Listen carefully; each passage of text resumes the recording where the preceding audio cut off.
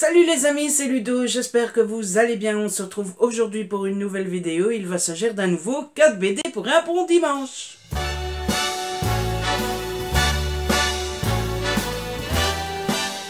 Et oui, je vous avais déjà fait ce rendez-vous fin de l'année dernière, il y a quelques mois maintenant, et bien que ça ne soit pas la vidéo la plus vue de la chaîne, loin de là, moi personnellement j'avais beaucoup aimé l'expérience, j'avais beaucoup aimé vous parler des 4 BD à ce moment-là, et je sais que les fans de BD parmi vous avaient beaucoup aimé ça aussi. Je me dis que je fais ce que j'aime, même si c'est moins regardé que les autres vidéos. Après tout, on ne fait pas que des vidéos pour avoir des vues, des abonnés, machin bidule. Il faut que ça reste un plaisir aussi.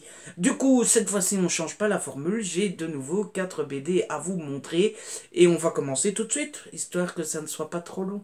La première BD que je vous présente, il s'agit de Sacha et Tom Cruise, le tome 1, Les Vikings, de Allard et Guignon. Alors, c'est qui au scénario et au dessin? C'est pas noté. C'est pas noté, écoutez, voilà. Et c'est une BD qui m'a été offerte par mon ami Gaël. Gaël, si tu passes par là, un grand merci pour cette BD. Et dernière précision, c'est aux éditions Soleil dans la collection Métamorphose. Alors tout d'abord, cette BD, elle est magnifique. Voilà, je pense qu'on ne sait pas lui rendre justice à l'image, mais c'est très beau déjà, comme ça. Et en plus, c'est en relief. Il y a tous des petits points qu'on voit ici, tout autour, qui est en relief. L'image ici est en brillance, etc. C'est très joli. Dommage, moi je l'ai reçu abîmé par la poste, voilà. Mais c'est magnifique. Ceci étant dit, je commence par celle qui m'a peut-être le moins convaincu. C'est-à-dire que j'ai beaucoup aimé le côté histoire, personnage et compagnie. J'ai moins aimé les dessins. Il faut savoir que je suis quelqu'un en BD qui aime les dessins finis. Comme j'aime les dessins plutôt qui font plus numérique. Etc. Mais j'aime pas les dessins où ça reste presque que des coups de crayon et voilà. J'aime moins ce genre de dessin et c'est le cas ici, donc du coup, bah, j'aime moins. Je vais vous montrer quelques planches pour vous montrer. Vous voyez, quand je dis c'est pas fini, évidemment que c'est fini, mais ça fait très crayonné et c'est ce que j'aime le moins. Ce qui est peut-être bête, hein, parce que finalement c'est peut-être le défaut de la génération nouvelle d'aimer les trucs numériques et compagnie. Mais voilà, c'est mon goût et on ne se refait pas. Mais j'aime moins ce genre de dessin, donc forcément ça m'a moins convaincu. Du côté de l'histoire, on va suivre le petit garçon qui s'appelle Sacha, qui est très intelligent, qui est le premier de sa classe et qui a parfois un peu du mal à se taire. Et ça divise, les filles sont folles de lui, le trouvent brillant, magnifique, etc. Tandis que ces garçons, bah voilà quoi, c'est le premier de la classe, il fait son intéressant, il est un petit peu chiant. Et Sacha espère avoir pour son anniversaire un rat. Sauf que quand il rentre chez lui, il reçoit pas un rat, il reçoit un chien. Chien qui prénomme Tom Cruise en mémoire de l'idole de sa mère. Donc voilà, ça c'est l'histoire de base. Tout se passe bien jusqu'au moment où le petit chien fout le bordel à la maison et se retrouve couvert de gelée incandescente. Et puis Sacha n'est pas très content parce qu'il avait dit à ses amis qu'il allait recevoir un rat, mais le chien c'est bof, c'est normal, hein, il n'a pas envie de revenir avec ça à l'école, et donc pour impressionner ses amis, il décide d'aller dans la boutique de sa maman qui est antiquaire, et de trouver un objet waouh pour étonner ses amis. Et en fouillant dans les affaires de la boutique, il tombe sur une épée, la voilà, qui s'appelle l'épée Ulfberst. Voilà. Et c'est le début des ennuis parce que à un moment, Sacha va être énervé parce que son chien ne l'écoute jamais, etc. Il va dire qu'il en a marre. Le chien va éternuer et il va se passer quelque chose de magique, c'est que Sacha et Tom Cruise vont se retrouver dans un monde vont revenir dans le passé et ils vont revenir, je vous le donne dans le mille, aux Vikings. Voilà, donc Sacha se retrouve à la période des Vikings et ça se passe pas supra méga génial pour lui. Parce que, ben, déjà, il est au Viking, hein, pour un petit garçon, c'est pas facile. Mais en plus de ça, ben, il est arrivé à cette époque-là avec la fameuse épée. Épée qui a une réputation comme quoi elle est très forte, comme quoi c'est une épée spéciale. Et donc, les Vikings le prennent pour un grand guerrier. Sauf que le petit garçon ne l'est pas. Et donc, il va vouloir s'enfuir en étant pourchassé par les Vikings. C'est très drôle, c'est très humain, c'est très... Le petit Sacha est très attachant, même s'il a un petit côté un petit peu sale gosse. Il faudrait peut-être lui inculquer un peu qu'un chien c'est un chien, c'est pas un jouet, et qu'un chien ne fait pas forcément ce qu'on veut tout le temps. Mais voilà, le côté aventure est assez marrant. Je vous montre un peu la première planche, voilà. Vous voyez, et là c'est le premier de la classe, c'est moi. Vous voyez, et ça c'est le moment où il disparaît. Enfin, qu'il disparaît. Au moment où il part chez les Vikings. J'ai beaucoup aimé. Il y a un petit côté aventurier comme ça que moi j'aime beaucoup. Et puis la BD est, vous l'avez déjà entreaperçu quand je vous ai montré l'épée, il y a à deux moments des pages qui sortent un peu de la BD. Par exemple celle-ci, la fiche qui explique l'histoire de l'épée. Et une autre planche où il explique une expérience. Voilà. Il y en a que deux dans la BD et je trouve dommage. J'espère qu'il y en aura plus dans le second tome. Parce que je trouve ça très sympa. Maintenant, j'ai pas essayé l'expérience. Je pense que ça serait sympa d'essayer avec les enfants, en espérant que ça soit pas dangereux. Peut-être le faire tout seul, voir si c'est pas dangereux d'abord. Mais j'ai beaucoup aimé ces deux planches un peu spéciales qui coupent la BD. Et je pense qu'il devrait y en avoir un peu plus. Et donc voilà, je pense que je vous ai tout dit sur la BD. Que j'aime beaucoup l'histoire, j'aime moins les dessins. Mais je pense que l'histoire des dessins, c'est un petit peu quelque chose... c'est un avis personnel et que chacun doit se faire son avis. Ensuite, je vais vous présenter la boîte à musique de JG et Carbone, le tome 1, Bienvenue à Pandorian, aux éditions Dupuis. Je vais regarder les dessins, c'est qui, le scénario c'est qui. Dessin et couleurs, c'est JG. JG. Dessin et couleurs, c'est JG. Et le scénario, c'est Carbone. Voilà. Ici, on va suivre cette jeune fille qui s'appelle Nola et c'est le jour de son anniversaire. Nola est triste parce qu'elle a perdu sa mère et donc l'anniversaire n'est pas très génial parce que ben elle ne pense qu'à une chose, c'est à sa mère. Elle est toute seule avec son père. Son père lui offre un magnifique cadeau et le magnifique cadeau, c'est la boule que vous voyez là. C'est une boîte à musique en forme sphérique. Et elle est tout de suite, waouh, que c'est beau, etc. C'est une boîte à musique qui appartenait à sa maman. Elle monte dans sa chambre un peu plus tard pour s'occuper de cette boîte à musique, mais elle va vite se rendre compte que c'est pas une boîte à musique normale, puisqu'il y a une personne qui vit dedans. Et en fait, on va se rendre compte que cette boîte à musique, on peut rentrer dedans et c'est la porte vers un monde inconnu, le monde de Pandoria. Voilà. C'est très beau. Je vais vous montrer un peu les dessins. Là, pour le coup, j'aime beaucoup les dessins. Voilà à quoi ça ressemble un peu. J'adore le petit chien. Il est magnifique, je trouve. Et j'aime beaucoup les couleurs aussi, qui sont très claires. Bon, la planche d'avant, c'était pas clair, mais c'était la nuit, forcément. Mais sinon, j'aime beaucoup les couleurs claires, dans les tons chauds comme ça. J'aime beaucoup. J'aime beaucoup l'idée de l'histoire parce que finalement c'est Qui n'a pas rêvé, quand il était gosse, qu'il suffisait de traverser le miroir, le placard ou une simple porte pour arriver dans un monde inconnu et vivre des aventures? Je pense qu'on l'a tous rêvé ou imaginé à un moment ou à un autre dans notre vie. Et c'est exactement ce qui se passe ici, donc forcément ça a tout de suite marché sur moi. J'aime beaucoup Nola qui a ce côté un peu naïf, ce côté très sympa, très... Elle a une bonne bouille, on a envie de la prendre comme ça par les joues et de faire « Mon que le mignonne, la petite Nola !»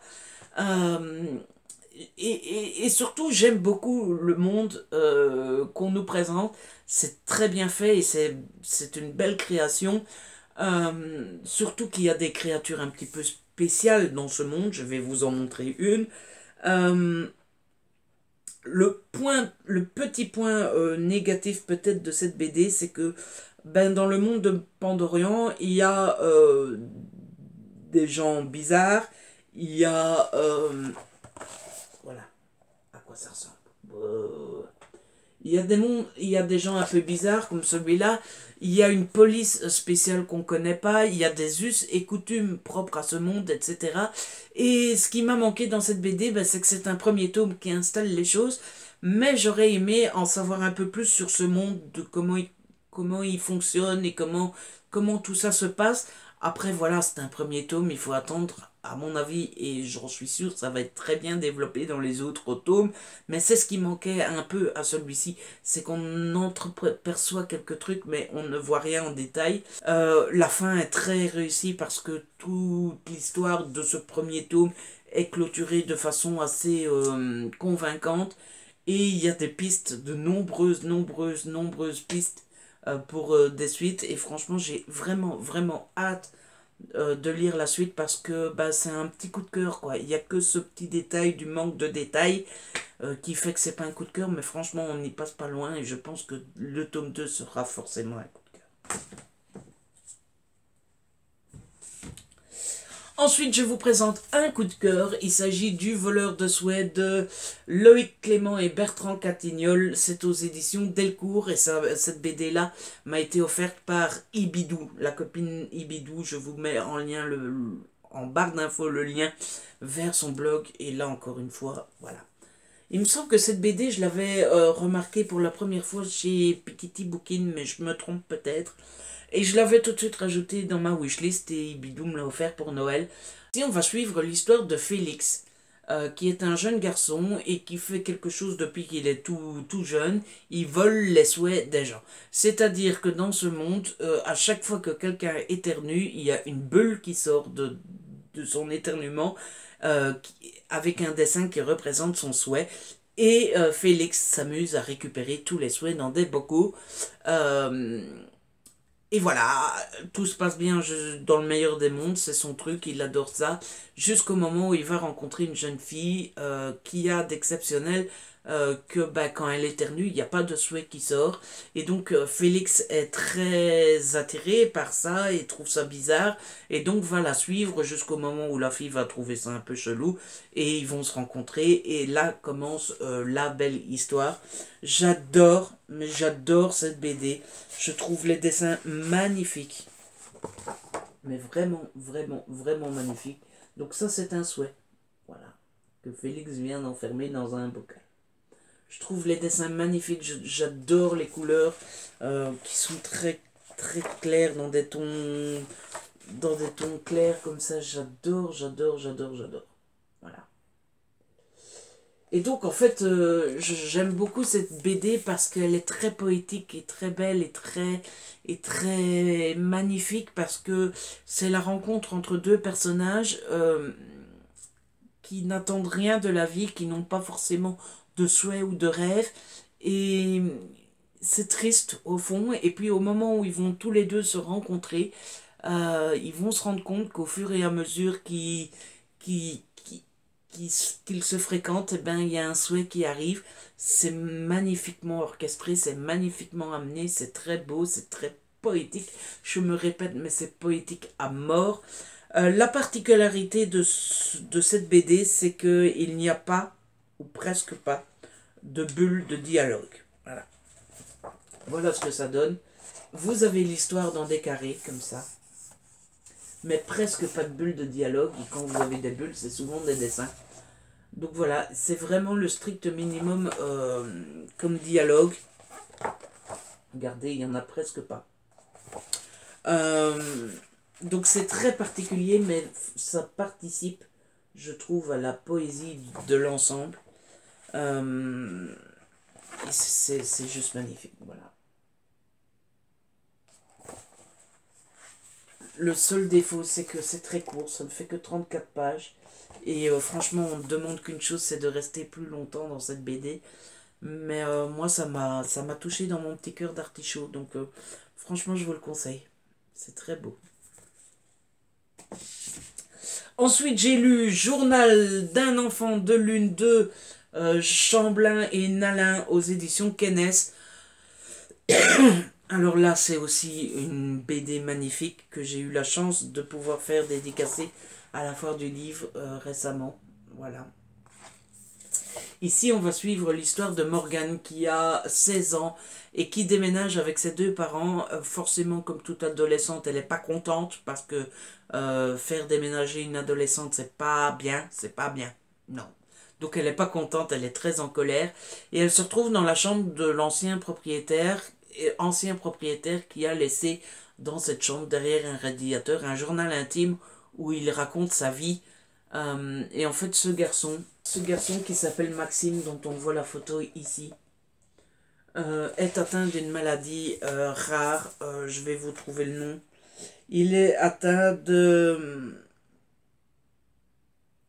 d'une maladie génétique orpheline qui s'appelle le xéroderma pigmentosum, c'est-à-dire qu'il ne supporte pas la lumière du soleil, donc il ne peut pas sortir pendant la journée, mais pire que ça, même chez lui derrière une fenêtre, il ne peut pas rester, il ne supporte pas les ampoules, enfin bref, il ne supporte pas du tout ce qui fait des UV, et donc ben, le pauvre il vit un cauchemar parce que ben, il est condamné à rester chez lui. Et donc il fait partie de ce qu'on appelle les enfants de la lune, qu'on appelle comme ça parce qu'ils ne peuvent sortir que quand il y a la lune, puisqu'ils ne sortent que la nuit. Morgane va lire ce journal intime qui est très touchant et très poignant. Elle va essayer de retrouver Maxime, et au moment où elle va essayer de retrouver Maxime, elle va tomber sur une association qui aide les enfants de la lune. Et elle va se retrouver dans une maison où on s'occupe de ces enfants-là et où on fait en sorte qu'ils puissent vivre normalement dans cette maison parce que cette maison a été aménagée, etc. C'est très touchant et très poétique encore une fois, et c'est rempli d'espoir parce que encore une fois on se rend compte que nous on n'arrête pas de se plaindre, mais que les enfants qui sont malades, eux, ils sont pleins de vie, ils trouvent ça normal, et ils sont plus heureux que nous presque. Et c'était très beau parce que c'est en lisant des histoires comme ça. Oh, et dire que j'ai dit sur Twitter l'autre jour que c'était pas larmoyant. C'est moi qui finis par être larmoyant. C'est touchant parce que c'est en lisant des histoires comme ça et en pensant à des histoires comme ça qu'on ouvre les yeux et qu'on se dit, bah oui Ludo, tu peux peut-être pas acheter tous les livres que tu veux ce mois-ci, mais il y a des gens qui sont bien pires que toi et qui ont une situation bien pire que toi.